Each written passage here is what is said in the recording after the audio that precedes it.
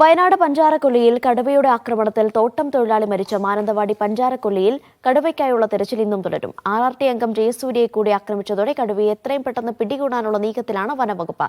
അതിനിടെ മാനന്തവാടി നഗരസഭയിലെ 3 ഡിവിഷനുകളിൽ ഇന്ന് കർഫ്യൂ പ്രഖ്യാപിച്ചു. മയക്കുവെടി വിദഗ്ധരും ഷാർപ്പ് ഷൂട്ടർമാരുമടക്കം 80-ലധികം വനംവകുപ്പ് ഉദ്യോഗസ്ഥരാണ് കടുവയ്ക്കായി തിരച്ചിൽ നടത്തുന്നത്.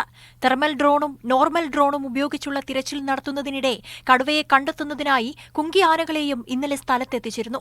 Division 1 Pancharakolli, division 2 Pilakkavu, division 36 Chirakkara പ്രദേശങ്ങളിലാണ് ഇന്ന് കർഫ്യൂ. രാവിലെ 6 മുതൽ ആരംഭിക്കുന്ന കർഫ്യൂ 48 മണിക്കൂർ നേരത്തേക്കാണ്. മേഖലയിലെ സ്കൂൾ, അങ്കണവാടി, മദ്രസ, ട്യൂഷൻ സെന്ററുകൾ എന്നിവയൊന്നും തുറന്നു പ്രവർത്തിക്കാൻ പാടില്ല.